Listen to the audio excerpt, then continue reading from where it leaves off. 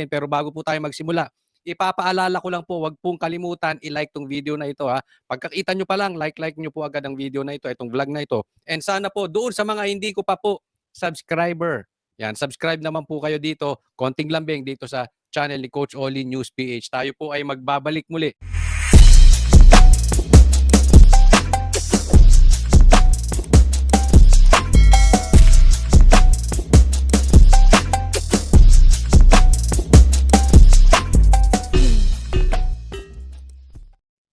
Ito po ang magiging topic natin for today. Boying, lumutang na. Pero, yan ang pag-uusapan natin. Obvious na obvious. Hindi mo kailangan maging abogado para maintindihan mo yan. Katanga mo na lang din. Siguro pag umabot ka ng grade 5, alam mo na, oy, teka muna, medyo may amoy na dito. Hindi pa nga nabubuksan Hindi na siya open. Di ba bilang ombudsman? Di ba? Kaya ako, I always look at the leader Pagka yung leader, patas ang tingin dun sa member, para kang tatay. Dapat patas ang tingin mo dun sa mga anak mo. Ombudsman ka, tapos parang inuhusgahan mo na si Libiste. Mali yun sa kanya. Dapat nasa gitna ka, teka muna. Kasi gawain din ito nung DOJ, sa SOJ, nung SOJ siya. Gawain niya na yun, husga na siya, hindi pa nga niya nakikita yung panig nung kabila. Hindi dapat ganun. Para kang judge. Inuhusgahan mo na yung kabilang partido. Judge ka ba? O judge-judgean? Judge ka ba? O meron kang pinagtatakpan? Kaya nga, di ba, nakapiring ang mata ng judge. Hindi mo yung nasa likod mo, titimbangin yung ebidensya. Ikaw, wala pa man din yung ebidensya, hindi mo na tinitimbang. Sinasabi mo na, mali na yung kay Libiste, parang ganun. Kung ito yung in aid of publicity, huwag na natin pag-usapan. Kasi magsabi kung ano laman na dapat... Hindi mo itong galit sa in aid of publicity. Ikaw mahilig sa publicity pinapansin namin. Di ba? Ang gagaling sa kanya, tapos sasabihin niya, bibigyan niya kami ng duda yung aming pagkatao dito. Sabihin niya kung ano problema. Di ba? Hindi ba sinabi niya? Hindi niya ba sinabi? Sinabi naman niya yung problema. Teka muna, ito mga to, ito nakalagay dito. Kaya nga i-authenticate mo, tingnan mo kung totoo to sinasabi ko. Ayaw mo Ayaw mo Ayaw mo gawin yung trabaho mo. Parang ayaw mo inuutusan Parang kasi recto. Di ba? Ito mga executive, akala mo Diyos Nasa executive department, ayaw nang inuutusan. Bibigyan niya ng motibo na parang wala kaming ginagawa. Araw-araw nandito lang naman kami. Ipupunta siya dito. Samantala, pinaiimbestigahan na ni Remulla sa NBI ang mga nasa likod ng kumalat sa social media na isinugod siya sa ospital at may malalang karamdaman. There's really an orchestrated campaign. I don't know for what purpose, pero tingin ko, it's part of the propaganda machine. Ayan. So, dinala daw siya sa ospital. Okay, ito, paliwanag natin mabuti. Dinala sa ospital at ang sa tingin niya, sinasabi niya fake news to. At sa tingin niya, tinatrabaho siya. Propaganda, tinatrabaho niya. Tinatrabaho siya. Kung bakit nachichismis siya ng ganun. Yan yung sinasabi ko na dapat nagpapakalalaki si ombudsman. Hindi siya dapat balat sibuyas. Bilang nasa executive department ka, kayo po ay empleyado ng gobyerno, nandiyan na po kayo. Dapat tinitingnan mo. Ano ba yung pagkakamali ko? Bakit gusto ng taong bayan mamatay ako? Hindi, ganun lang. Simple yun Di ba? Si PRRD, wag naman sana, pero kikita naman natin ang pangangatawan. Halos konti na lang kukunin. Malapit na. Pero ayaw ng taong bayan pinaglalaban si PRRD. Ikaw, konting balita na na-hospital ka, di umano. Parang gusto nilang mamatay ka na. Di ba? Bakit ganun? Dapat tingnan mo rin yung sarili mo. Baka may pagkakamali ka. Bilang opisyal, public official, hindi ka dapat matatampuhin. Ito ka na naman hahabulin mo na naman yung mga vloggers. Ito hindi ko pinagtatanggol yung vloggers dahil kasama ako doon. Hindi po ako nagpakalat niyan. Sa katunayan, hindi ko sinakyan yan. Bakit? Kasi alam ko na yung gawain sa kabilang kampo, sa kabilang parlor. Yung mga trolls, magpapalabas sila ng fake news. Tapos pag pinick up ng DDS, sasabihin, fake news. Mag-iingat po tayo. Hindi ko po sinasabi na fake news na na-hospital siya. Okay? Pero maingat na ako sa ganyan. Kasi gagawa sila talaga para ma-divert doon sa mga mastermind na nasa Congress, na nasa executive, yung ghost projects na kukuha po natin. So hindi ako palasakay ng palasakay, hindi ko sinakyan yan. Ang sinabi ko lang dyan, kasalanan mo, Boying. Bakit? Kasi replay na po yan. Naaalala mo? Dati, itinatanggi mo na ospital ka at na-operahan. Pero halatang halata, bigla kang nawala. Ikaw si Mr. Preskon. Preskon ka ng preskon ka ng preskon ng preskon. Biglang yung si Utoy yung spokesperson mo na si Utoy, ang nagsasalita. Hindi nahalata ng taong bayan. Di ba?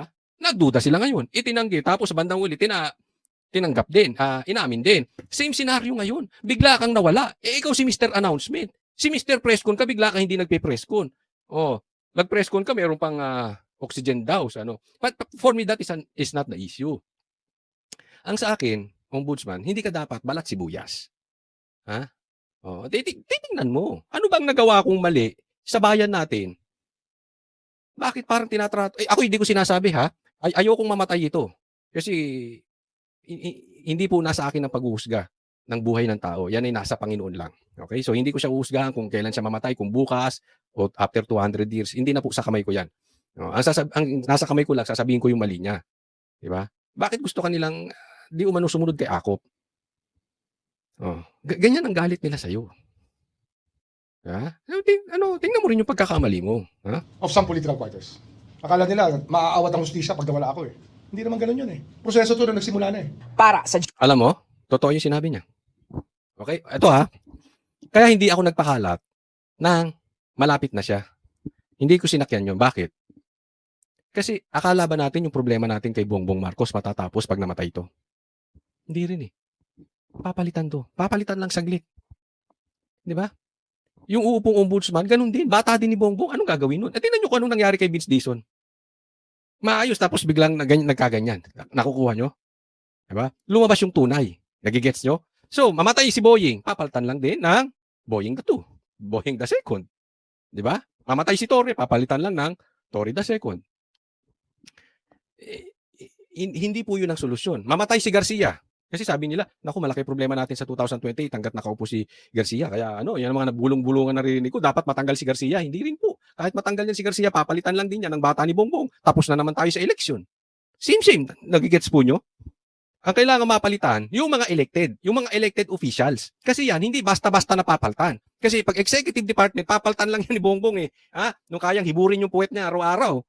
Na kahit anong mangyari, susundin yung sinabi niya. 'Di ba? Nakikita na natin yung mga ibang matinong tao biglang nagbabago. Pero pagka yung halimbawa, wag naman example lang ito. May nangyaring masama kay Tambaluslos. Ayun, hindi yung basta-basta mapapalitan kasi elected 'yun. 'Di ba? Nabawasan tayo ng isang buwaya. Parang ganoon, no? Pero malaki talaga problema natin eh. Hangga't nakaupo si Bongbong Marcos, yung pinsan niya, at andyan sa likod yung mga NPA, tsaka yung mga pinklawan, ay naku, malaking problema po natin. Saan ninyo? So, totoo yun. Nag-agree ako doon kay Boying. Andyan pa rin. Yung problema natin sa ombudsman, andyan pa rin. Baka hindi lang kasing kasama ni Boying, pero ganun din yun. Okay, next topic po tayo. Ito naman, pag-usapan natin, ito si Tuta Soto. Hindi lang si Tuta Soto, pati yung mga iringan, nagkakaroon po ng iringan dyan sa Senado kasi doon sa maanghang na sinabi ni Amy Marcos. Bigyan natin ng komentaryo. Pinalagaan ni Senate President Tito Soto ang pahayag ni Senadora Amy Marcos na hindi na siya umaasang may patutunguhan pa kung ipagpapatuloy ng Senado ang investigasyon sa flood control projects. Ang aligasyon ni Marcos, pinipigilan sila kapag umaakit na kay dating Speaker Martin Romualdez o mas mataas pa ang investigasyon. Okay. Hindi na daw naniniwala si Amy na meron pang mangyayari sa investigasyon dahil pinipigilan ng ibang senador pag nawag umabot kay Tambi. Wala na mangyayari sa investigasyon. Alam nyo, hindi lang naman si Amy nakakaramdam niyan. Di ba? Siguro, more than half of Filipino people, yan ang pakiramdam dyan sa Senado. Tito Soto, kaya ikaw, isa ka pang matatampuhin eh. Lagyan natin kay Tito Soto. Huwag ka rin matatampuhin. Nanak ka ng teteng. Ginawa mong noon time show, yung Senado ginawa mong itbulaga. Parang ginawa mong sex bomb dancer itong si Pinky Lacson. Yung blue ribbon, ginawa niyong pink ribbon. Ang ganda na nung investigasyon, hindi ka ba nahihiya? Ang ganda nung ginagawang investigasyon sa pamumuno ni Chis Escudero at saka ni Marcoleta. Nung pumasok kayo, nagkaloko-loko na. Nakastigo nyo ba? Nakastigo nyo si Tambaluslos. Tapos magagalit kayo sa sinabi ni Amy Marcos na walang namang nangyayari sa investigasyon nyo dyan sa Senado dahil hinaharangan yung makarating kay Tambaluslos. Nagagalit sila. Sila nila Ping Lacson at mga kasamaan yung mga pulpul din. Di ba? Nagagalit itong mga ito. Bakit hindi nyo tingnan yung record? Nakarating ba tayo kay Tambaluslos nung pumasok kayo ni Pinky Lacson? Ano kalalabasan mo niyan? Di tuta. Tuta Soto ni Romualdez. Yun na lang. Kasimple nun eh. Simula nung pumasok kayo na wala na kay Romualdez, ang usapin. At hindi lang po si Amy yan. Halos karamihan ng Pilipino ganyan nararamdaman. Sige nga, itaas nyo nga kamay nyo dito. Sabihin nyo, hindi ako naniniwala sa sinasabi mo, Coach Oli. Maganda investigasyon ng Senado. O, lagay nyo rin. Hindi, oo, yan talaga ano. Kasi kung magbabasa ka, makikita mo talaga eh. Yung sinabi ni Amy, puso po. Hinanakit po yan ng mga Pilipino. Kung ayaw nyong napupuna yung mali ninyo, tingnan nyo resulta. Tanong ko sa iyo, Tuta Soto, ni dumikit ba tayo? Kahit dumikit man lang sa investigasyon kay Romualdez? Hindi ko na nga sinasabing pinaimbestigahan mo ba si Romualdez? Hindi na.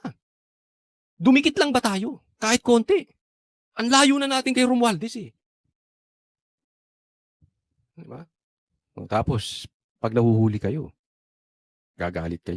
Na hindi na siya umaasang may patutunguhan pa ng Vice Chairperson Ulit. nauna nang sinabi, taas pa ang investigasyon. Imposible, ayon kay Soto, sabay tawag sa bintang na imbento. Nauna nang sinabi ni Senate Blue Ribbon Committee Chairman Panfilo Lacson na unfair. Unfair daw, yung sinabi ni Senator Marcos, unfair. Paano naging unfair? Nakarating ba kay Romualdez? Hindi. Untruthful. Paano untruthful? Napunta. Ang ebidensya, naghatid na ng pera. Mali-malitang pera sa Malacanang at sa bahay ni Romualdez. Hindi nyo inimbestigahan. Paano untruthful? Paano baseless ang accusations? Kasi, hindi nyo talaga pinarating doon. Ang katotohanan at walang basihan. Nga palitan mo na yan, hindi dapat chairman of Blue Ribbon Committee yan. Dapat yan, chairman of Pinky Ribbon Committee. Committee mo na yan eh. Nababoy. Nababoy nyo ang Blue Ribbon. Ang alegasyon na ayaw na niyang patulan. Pinabulaanan din ito ng Vice Chairperson ng komite. Wala akong naririnig na pinagsasabihan na pag si Senator, pag tungkol kay Speaker Romualdez. Wala. Anga! Anga rin to. Alam naman pagsabihan kayo, kayo mga senador. Kunwari ako si Romualdez, halika senador. Halika. Huwag niyong pahabutin sa akin. Ha? Ito isang maleta ng pera. O eto, huwag niyong paabutin sa akin. Yung kasi sinasabi nitong mama na to.